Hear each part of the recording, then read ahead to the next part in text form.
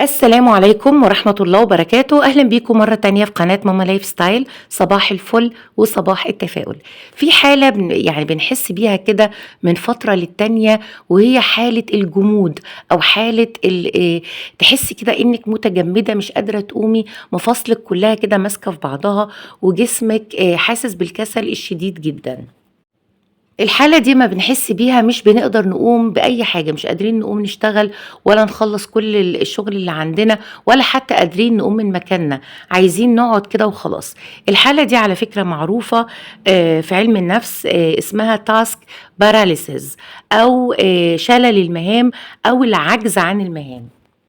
حالة بتحسي من خلالها إنِك حقيقي مش قادرة تتحركي، مش قادرة تعملي أي حاجة، حاسة بعجز وكسل رهيب جدًا، عندِك شغل في البيت كتير أوي بس برضه مش قادرة تاخدي أي خطوة، وحاسة إنِك عايزة تقعدي كده وخلاص، مش قادرة تقومي تعملي أي حاجة.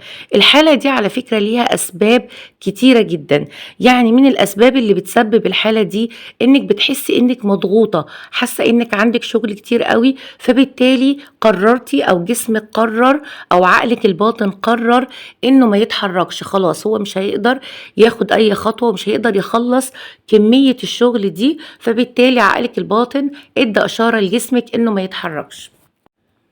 إنه خلاص تعبان ومش قادر يقوم، مش قادر يعمل أي حاجة، فبالتالي خلاص دي حالة نفسية مرتبطة بكتر الشغل أو إنِّك حاسة إنِّك مضغوطة. أحيانًا بتبقى حالة مثلًا نفسية بسبب إنِّك متضايقة من موضوع معيّن، حاسة بمشاعر سلبية ناحية حاجة معيّنة أو موقف معيّن عدّى عليكِ، أو قلقانة مثلًا من موقف ممكن يحصل قدّام بعد كده في المستقبل، فبالتالي برضه عقلِك الباطن بيدّي إشارة إنِّك مش عايزة تعملي حاجة، وحاسة إنِّك عايزة تستني الموقف ده أمّا يحصل، وبعد كده تبقي تخلّصي الشغل بتاعِك وخلاص أنا مش عايزة أعمل حاجة وهافضل قاعدة كده وخلاص.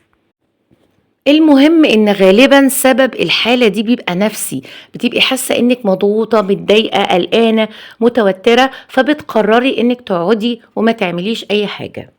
تعالي النهاردة أساعدِك وأقول لِك على 10 خطوات تاخديها يعني بشكل عملي، علشان تقومي تخلّصي الشغل اللي عندِك، وعلشان تتخلّصي من الحالة دي اللي هي بتمنعِك إنِّك تعملي أي حاجة في البيت. تعالوا مع بعض كده ناخد مع بعض ال10 خطوات ونقوم فورًا نخلّص الشغل اللي عندنا.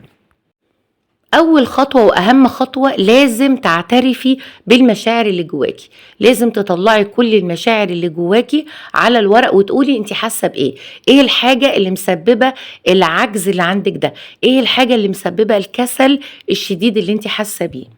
اكتبي أولًا كده إيه الحاجات اللي أنتِ حاسة بيها حاليًا، إيه الحاجة اللي حاسة إن جسمِك كده متجمد مش قادر يتحرك ومش قادر يعمل أي حاجة، أنتِ حاسة بإيه؟ هل حاسة بالكسل، حاسة بالعجز، والّا حاسة بإيه بالضبط؟ بعد كده اكتبي المشاعر اللي جواكِ اللي مانعاكِ من الحركة، هل أنتِ حاسة إنِك عندِك حاجات كتيرة؟ هل حاسة إنِك قلقانة من موقف معين؟ هل حاسة إنِك زعلانة من موقف عدّى ومضايقِك ومش قادرة تاخدي أي خطوات ناحية الموقف ده؟ اكتبي كل حاجة بقى، اكتبي المشاعر اللي جواكِ، حاسة بإيه دلوقتي، إيه الحاجة اللي أنتِ حاسة إنها السبب، وحاولي تعالجيها على الورق على قد ما تقدري. أو حتى لو مش قادرة تعالجيها حاولي تطبطبي على نفسِك كده، وتقولي لنفسِك إن خلاص الموقف عدّى، والموضوع خلاص ما عادش ينفع نغيّره، أو لو أنتِ حاسة إنِّك قلقانة من موقف لسه هييجي، قولي خلاص طمني نفسِك برضه إن الموقف لسه ما حصلش، الموضوع لسه ما حصلش، ومش لازم نكبّر الموضوع أوي. لو أنتِ حاسة إنِّك مضغوطة وعندِك حاجات كتيرة عايزة تعمليها، اكتبي المهام دي، اكتبيها على الورق، الموضوع ده هيريحِك وهتحسي من خلالها إنِّك يعني حطيتِ أول خطوة، إنِّك كتبتِ المهام اللي أنتِ عايزة تعمليها. تاني خطوة بقى هناخدها إننا بعد ما كتبنا المهام كلها اللي إحنا عايزين نعملها، بنعمل قايمة رئيسية وقايمة تانية فرعية.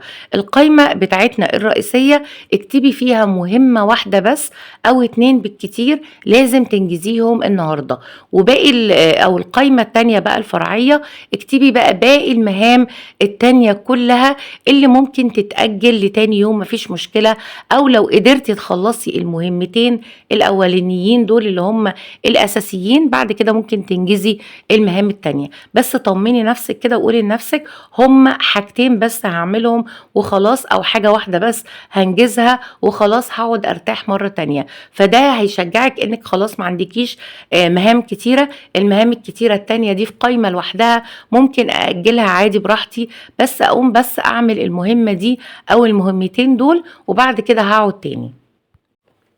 رقم 3 بقى، قومي اقفي. لازم تحركي جسمك وتتخلصي من الحالة التجمد اللي انت حاسة بيها. على فكرة احيانا بتبقى العضلات بتاعتنا متيبسة، يعني حاسة بكسل شديد لدرجة ان جسمك نفسه حاسة انه متجمد، مش قادرة تتحركي. فعلشان نتخلص من الحالة دي نقوم نقف ونحرك جسمنا، نرفع ايدينا لفوق ولتحت، نحرك جسمنا يمين وشمال، نتحرك، نتمشى شوية في المكان، لو تقدري تجري في المكان اجري. يعني حركي جسمك وفكي جسمك زي ما بنقول كده شوية من حالة التجمد اللي هو عايش فيها. دي على فكرة خطوة مهمة جدا، وبتدي إشارات للمخ إنك خلاص بدأتي تتحركي وبدأتي تخرجي من حالة التجمد اللي انت عايشة فيها. رقم 4، حددي مكافأة كده تاخديها بعد ما تخلصي الشغل اللي عندك، أو بعد ما تخلصي المهمة الأولى، علشان تحفزي نفسك إنك تخلصي بسرعة، علشان تكافئي نفسك بالحاجة اللي انت فعلا بتحبيها قوي. رقم 5، اتفرجي على حاجة أو اسمعي حاجة بتزود التحفيز عندك، بتشجعك انك تقومي تخلصي شغلك، سواء بقى حاجة خاصة بإنجاز المهام، حاجة خاصة مثلا بشغل البيت. اتفرجي على فيديو حد مثلا أو واحدة بتنظف البيت بسرعة، ده بيحفزك جدا وبيشجعك انك تقومي تخلصي. ممكن كمان تحضري حاجة تسمعيها وانتي بتخلصي المهام بتاعتك أو بتنجزي المهام، حاجة بجد بتحفزك وكلام بيشجعك انك تخلصي شغلك. رقم 6، في نقطة مهمة جدا لازم يعني تاخديها في الاعتبار، انك تبدأي فورا في المهام. ما تقوليش انا هبدأ شغل مثلا اما احس اني هبقى كويسة، او اما اخلص مثلا الشعور اللي انا حاسة بيه ده، لان الاحساس اللي جواكي مش هينتهي، وهيفضل عقلك الباطن بيعطلك وبيأجل المهام في دماغك. فما تقوليش انا هستنى شوية اما اتخلص من الحالة السيئة اللي انا فيها، لا، قومي على طول وابدأي في الشغل بتاعك. رقم 7، هنستعين برضو بالستوب واتش أو تايمر على الموبايل أو منبه أيا كان، وحددي 10 دقايق بس تنجزي فيهم المهمة الأولى، أو ربع ساعة على حسب نوع المهمة، وابدأي في المهمة فورا، وقولي لنفسك أنا هبدأ في المهمة، المهم إن أنا أبدأ وأخلص فيها 10 دقايق، ربع ساعة، وبعد كده هقعد أرتاح شوية. فال10 دقايق دول، أو إنك حاطة وقت لنهاية المهمة، فده بيحفزك انك تقومي تنجزي بسرعة وتخلصي قبل ما المنبه يرن او التايمر يرن او الستوب واتش الوقت اللي انت محدداه يخلص. فده يحفزك انك تقومي تنجزي بسرعة وتعملي المهمة بسرعة. وقولي لنفسك انا هوقف بعد ال10 دقايق، حتى لو المهمة دي ما خلصتش مفيش مشكلة، انا كفاية عليا ال10 دقايق دول. على فكرة غالبا بعد ما تبدأي ال10 دقايق لو المهمة ما خلصتش هتلاقي نفسك مكملة وبتعملي 10 دقايق كمان وربع ساعة كمان لحد ما تنجزي المهمة، لانك بالفعل انك قمتي وبدأتي. دي اصعب خطوة في الحالة اللي احنا فيها، اللي هي حالة التيبس او حالة الكسل الشديد ده. أول خطوة أو إنك تبدأي هي أصعب خطوة في الموضوع، أو أصعب حاجة في الموضوع. لو بدأتيها هتلاقي نفسك بعد كده بتنجزي الشغل ورا بعضه، مفيش أي فواصل أو أي كسل تاني بإذن الله.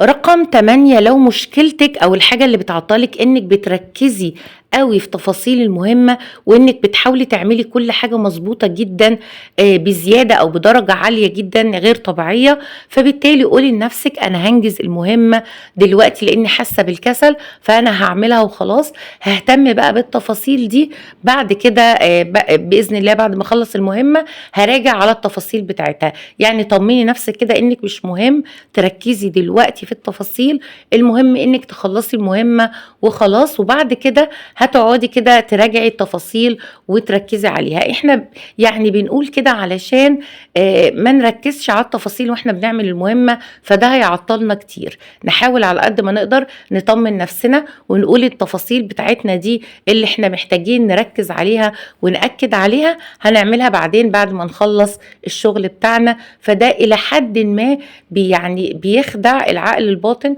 وبنقول له ان خلاص نطمنه كده اننا هنهتم بتفاصيله والحاجات اللي هو بيحبها دي في نهاية المهمة او بعد ما نخلص المهام كلها. النقطة دي للناس اللي هم بيهتموا قوي انهم يوصلوا للكمال، او ان كل حاجة تبقى مظبوطة على الشعرة، وبيهتموا قوي بالتفاصيل. فممكن تطمني نفسك كده وتقولي لنفسك تفاصيلي انا هركز عليها بعدين بعد ما اخلص الشغل بتاعي، المهم دلوقتي الانجاز واني اخرج من حالة الكسل اللي انا فيها. رقم 9، لو تقدري يعني حد من البيت يساعدك او يشجعك، زي مثلا زوجك، بنتك او ابنك لو في سن مناسب، انك تشتكي ليهم الحالة اللي انت فيها، حالة العجز او الكسل اللي انت فيها، وتقولي لهم تعالوا مع بعض نشجع بعض اننا ننجز الشغل ونقوم نساعد بعض. وتحفزك كل شوية لو انت رجعتي لحالة الكسل تاني، هي تحفزك او هو يحفزك ويقولك يلا نقوم نشتغل، يلا بلاش تكسلي. الحالة دي على فكرة بتبقى مشجعة جدا ومحفزة، انكم بتحفزوا بعض وبتشجعوا بعض، وكمان بتساعدك في المهام اللي انت مش قادرة تعمليها. رقم 10 بقى، حددي وقت نهائي لنهاية المهام او الشغل بتاعك. يعني متفضليش طول اليوم تشتغلي او تخلصي الشغل، لان ده على فكرة بيضايقك وبيعطلك وبتحسي ان اليوم كله بيخلص في المهام وشغل البيت. لا، قولي لنفسك انا هخلص قبل الساعة 2 او قبل الساعة 3 او قبل الساعة 1، او انت لو صاحية بدري قبل الساعة 10 او قبل 12.